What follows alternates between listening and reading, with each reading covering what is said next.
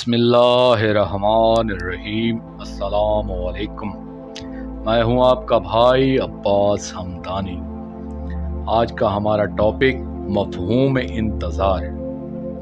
दोस्तों, इंतज़ार फ़र्ज आले मोहम्मद अलैहिस्सलातु वस्सलाम के बारे में एक ये तासर दिया जाता है कि ये मकतबा इंतज़ार तन परवरी, ऐशकोशी, इशरत परस्ती और बेकारी के सिवा कुछ भी नहीं है। अक्सर यही एतराज़ होता है कि इंतज़ार मशगला बेकारा है, यानी हाथ पे हाथ धरे बैठे रहो, खूब खाओ पियो ऐश उड़ाओ, लेकिन दुनियावी तरक्की की जुमला कामों से दस्तकश हो जाओ। इनकी नज़र में यही इंतज़ार है। ये इंतज़ार मशगला बेकारा नहीं, एक अमल है। इसे बेअमली कहना इंतज़ार से नावाकफियत ही है, क्योंकि ये एक ऐसा भरपूर अमल है कि जिसके मुकाबले में जुमला अमाल खैर बेवकार है। इसलिए हजूर अकरम सल्लल्लाहु अलैहि वसल्लम ने फरमाया था, अफज़ल अमाल उम्मती इंतज़ार अल फर्ज, यानी मेरी उम्मत की जुमला अमाल में से अफजल तरीन अमल इंतज़ार फर्ज है। यानी ये बेअमली नहीं, एक अमल है और सबसे अफजल अमल है कि जिसके सामने सारे अमाल हीच हैं। इंतज़ार की हकीकी सूरत यह है कि इंतज़ार एक मुकदमा है, यानी जिसका इंतज़ार है इसके आने से पहले इसकी मुनासबत से अमली तैयारी का नाम इंतज़ार है। मसलन आपने एक काफले के साथ सफर ज़ियारत पे जाना है। सालारे काफला आपको टेलीफोन पे बताता है, आज से हफ्ता बाद हम सारे काफले को लेकर आपके यहाँ आएंगे और वहीं से आपको साथ लेकर आगे रवाना हो जाएंगे। अब आपको इस काफले का इंतज़ार होगा। ये एक हफ्ता आपके इंतज़ार का हफ्ता है। क्या आप इस हफ्ते में हाथ पे हाथ धरे दरवाजे के सामने चारपाई डाले पड़े रहेंगे? अगर ऐसा करें भी तो क्या कोई अहमक इसे इंतज़ार का नाम भी दे सकता है? जो साहिब अक्ल होगा वो इस सफ़र की मुनासबत से तैयारी करना शुरू कर देगा, यानी ज़्यादा सफ़र जमा करेगा, सामान तैयार करेगा, मौसम की मुनासबत से लिबास बनवाएगा, सफ़र के दिनों को सामने रख कर लिबास की तादाद मुतय्यन करेगा और सफ़र की मुनासबत से तैयारी करना शुरू कर देगा। ब्रीफ केस और दीगर सामान सफ़र पैक करके रखेगा। जब तक सफरी ज़रूरियात की हर चीज़ मुकम्मल तैयार न कर लेगा, चैन से नहीं बैठेगा। अगर वक्त कलील होगा तो सामान सफ़र बांधने के लिए इसके इंतज़ाम की वजह से इसे एक इस्तरारी कैफियत का सामना होगा, और काफिले में मस्तूरात भी हों तो इस्तरारी कैफियतों में इजाफा हो जाता है। इन सारी चीज़ों को सामने रखकर फैसला करें कि ये दरमियाना इंतज़ार का वक्त ख्वाब खरगोश के मज़े लेने का वक्त है या भाग दौड़ का। ये भी होता है कि काफिले में शामिल अफराद का ख्याल भी रखना ज़रूरी होता है और इनकी मुनासबत से इंतज़ाम करना ज़रूरी होता है।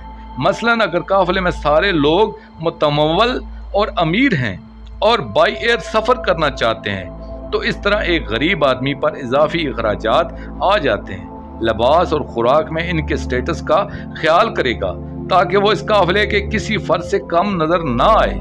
वो हत्तल मकतूर अच्छे लिबास और दीगर चीजों का ख्याल करेगा। हम भी एक कारवान हक की हम सफरी के मुंतजिर हैं और हम इस शहंशाह मुअज़्ज़म अजलल्लाहु फर्ज शरीफ की मुक़द्दस जमात में शामिल होकर चलने के मुंतजिर हैं कि जिनके काफिले का हर फर्द मुत्तक़ी, परहेज़गार और यगाना रोजगार होगा, अमाल खैर की दौलत से सबसे बड़ा धनवान होगा। इसलिए हमें इनके स्टेटस के मुताबिक अमाल की दौलत का इंतजाम करना होगा। हमें देखना लाजम है कि वो ज़माना हुकूमत इलाहिया कैसा होगा ताकि इसकी मुनासबत से हम तैयारी कर सकें। वो ज़माना हक होगा और इसमें बातिल नाम की कोई चीज़ बाकी न रहेगी। वो ज़माना अदल होगा, इसमें जुल्म मा ज़ालिमीन नीस्तो नाबूद कर दिया जाएगा। वो ज़माना हुस्ने इखलाक होगा, इसमें हर किस्मी बदकिरदारी मा बदकिरदार के फना की जाएगी। वो ज़माना सदाकत होगा, इसमें कज़ब मा काज़ब बर्बाद कर दिया जाएगा। वो ज़माना एहतराम होगा, हर मोमन की बेहुरमती करने वाला जहन्नम रसीद कर दिया जाएगा।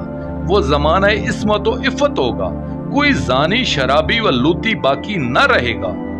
वो ज़माना अक्ले हलाल होगा, इसमें कोई हराम खोर न छोड़ा जाएगा। वो ज़माना अमानत व दयानत होगा, इसमें कोई खाइन और करप्ट न बच सकेगा। وہ زمانہ مساوات تو اخوت ہے، اس میں طبقاتی اونچ نیچ ختم کر دی جائے گی۔ وہ احکام اسلام کے نفاذ کا زمانہ ہے، اسلام کی حدود شکنی کسی کو معاف نہ ہوگی اور قانون سے کوئی بالا تر نہ ہوگا۔ جملہ احکام اسلام بلا دریغ نافذ ہوں گے۔ اب اس کی مناسبت سے ہمیں تیاری کرنا ہے، ابھی سے اپنے اعمال اور اخلاق کو درست کرنا ہوگا، کیونکہ جب اعلان خروج ہوگا تو توبہ کا دروازہ بند ہو جائے گا۔ اس لیے انتظار کا مقصد یہ ہے کہ ہم ان قوانین کو بھی ابھی سے اپنے اوپر نافذ کر دیں، تب ہم نے انتظار کا حق ادا کیا ہے، ورنہ ہم اپنی ابدی جہنم کے منتظر ہیں۔ ایک اور طرح سے انتظار کو سمجھیں۔ کسی آفس میں یہ اطلاع آتی ہے کہ فلاں تاریخ کو ایک آڈٹ ٹیم چھاپا مارنے والی ہے۔ اس اطلاع کے بعد اس آفس کا عملہ اس کا انتظار کرتا ہے۔ اب ان کے انتظار کو دیکھیں، کیا وہ ہاتھ پہ ہاتھ دھرے بیٹھے رہیں گے یا اپنے کاغذات کی درستی میں دن رات ایک کر دیں گے؟ ہمیں بھی اس طرح اپنے کاغذات کو درست کرنا ضروری ہے، کیونکہ ہماری آڈٹ ٹیم بہت زیرک ہے، نہ وہاں سفارش چلے گی اور نہ رشوت۔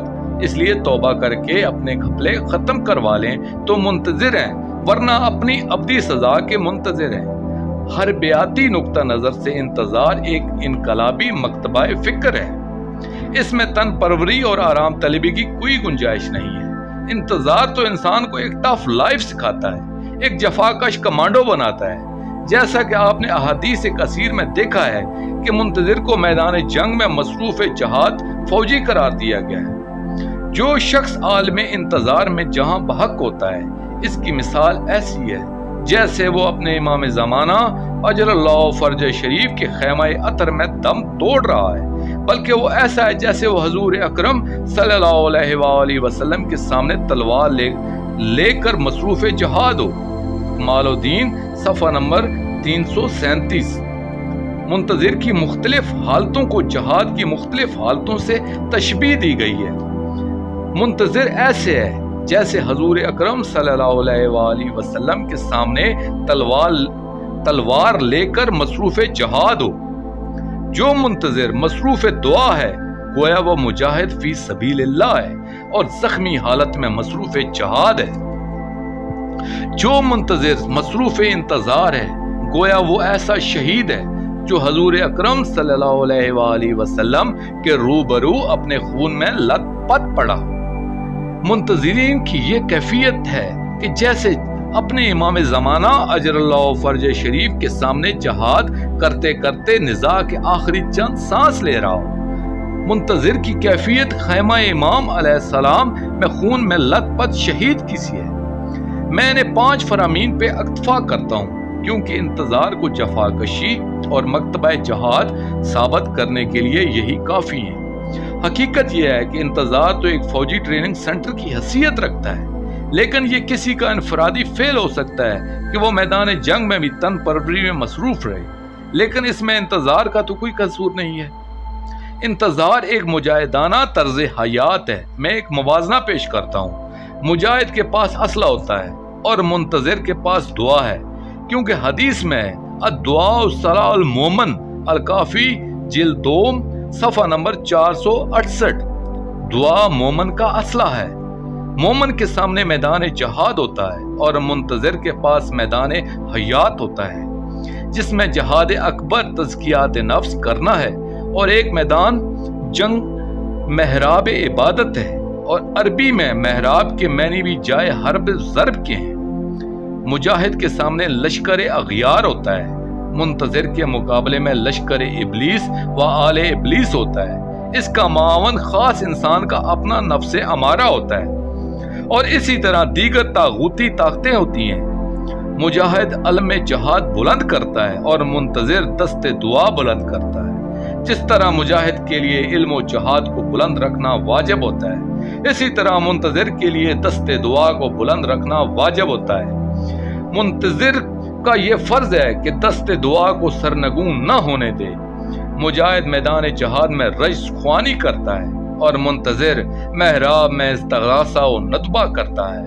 استغاثہ کرتا ہے ایسا ہے جیسے لشکر ابلیس کے سامنے رجز خوانی کی جا رہی ہے۔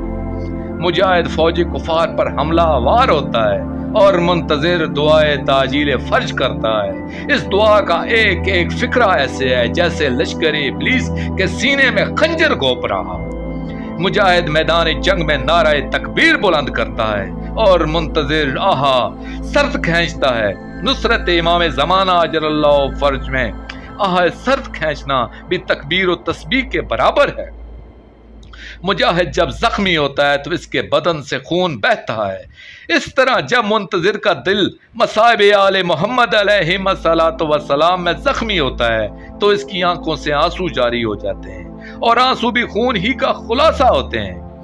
مجاہد راہ خدا پر کفار کی طرف سے نیزہ و شمشیر و تیروں کی بارش ہوتی ہے، منتظر پر تانا زنی ہوتی ہے، اور تان عربی میں نیزے کو کہتے ہیں۔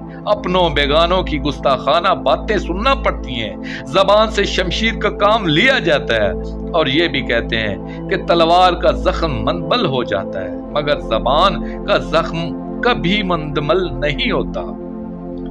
اسی لیے منکر کی زبان کو سیف الشیطان بھی کہا جاتا ہے، اور منتظر کی زبان سیف الرحمان ہوتی ہے جس سے وہ دشمن کے وار رد کرتا ہے۔ دوستو، آخر میں شکریہ ادا کروں گا اپنے مرشد کریم سید محمد جعفر الزمان نقوی البخاری دامِ ظلہ تعالی کا۔ یہ مضمون میں نے ان کی کتاب خون کے آنسو سے پیش کیا ہے۔ آخر میں اپنے پاک شہنشاہ کی بارگاہ میں دعا کریں گے، اللہ جل یا وسیلۃ اللہ جل یا بقیت اللہ جل یا بلد الامین اجر اللہ تعالی فرجک والصلوات اللہ علیکہ یا رب محمد وآل محمد صلی اللہ محمد وآل محمد وجل فرج آل محمد صلی اللہ علیہ وآلہ وسلم۔